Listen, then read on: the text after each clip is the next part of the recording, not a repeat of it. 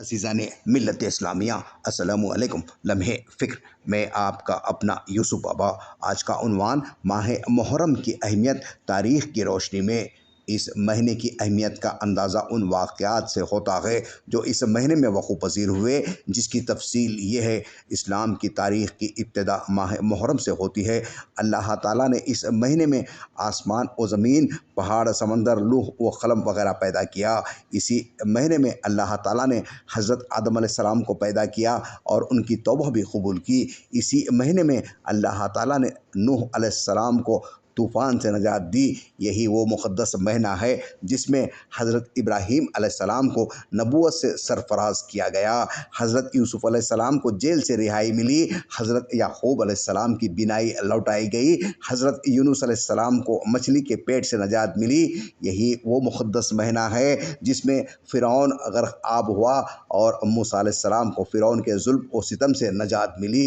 یہی وہ مقدس مہینہ ہے جس میں حضرت ایوب علیہ السلام شفاء آب ہوئے اور اسی مہینے میں حضرت سلیمان علیہ السلام کو سلطنت ملی تھی، اور اس ماہ میں حضرت داؤد علیہ السلام کی توبہ قبول ہوئی تھی۔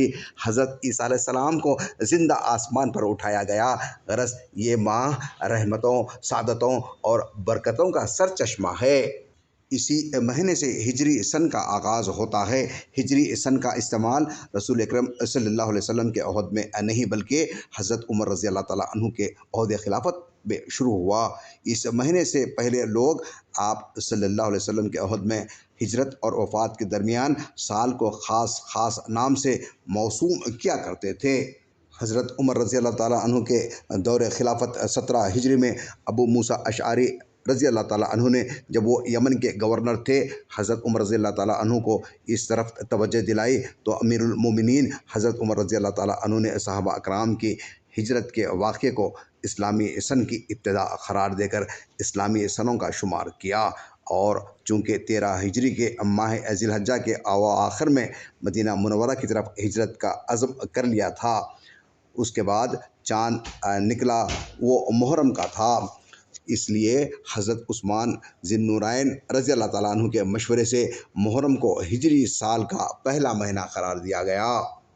اگرچہ نبی کریم صلی اللہ علیہ وسلم کی مکے کی ہجرت ماہ ربیع الاول میں ہوئی تھی، لیکن اسلامی سال کا آغاز ماہ محرم سے کیا گیا، کیونکہ آپ کو بذریعہ خواب پہلے ہی ہجرت اور اس کی سرزمین کی طرف اشارہ کر دیا گیا۔ ہجرت کو اسلام کا آغاز سن قرار دینے کی وجہ بڑی نمایاں ہے کہ ہجرت 13 سالہ دور نبوت کی آزمائشوں اور ابتلاؤں سے آزادی اور اس آزادانہ اسلامی معاشرے کی تشکیل کی تمہید ثابت ہوئی۔ جب رسول اکرم صلی اللہ علیہ وسلم مدینہ منورہ تشریف لائے تو دیکھا کہ عاشورہ کے دن یہود روزہ رکھتے ہیں۔ آپ صلی اللہ علیہ وسلم نے فرمایا کہ کیا وجہ ہے کہ تم لوگ اس دن روزہ رکھتے ہو؟ انہوں نے کہا کہ یہ دن مبارک ہے کیونکہ اللہ تعالیٰ نے موسیٰ علیہ السلام کو ان کے دشمن فرعون سے نجات دی تھی، اس لیے ہم اس کے شکریہ میں روزہ رکھتے ہیں۔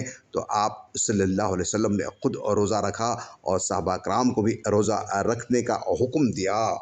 جب آپ نے عاشورہ کا روزہ رکھا تو لوگوں نے عرض کیا، اے اللہ کے رسول، یہ تو ایسا دن ہے جس کی یہود بہت تعظیم کرتے ہیں۔ تب آپ صلی اللہ علیہ وسلم نے فرمایا، اگلے سال ہم 9 تاریخ کو بھی روزہ رکھیں گے، لیکن اگلے سال آپ صلی اللہ علیہ وسلم دنیا سے پردہ فرما گئے۔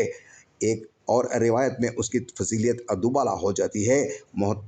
محرم مسرت و شادمانی کا مہینہ ہے، اس میں زیادہ سے زیادہ ذکر و اذکار کرنا چاہیے۔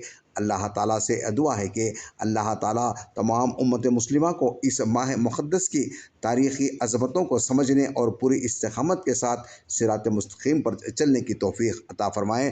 آمین یا رب العالمین۔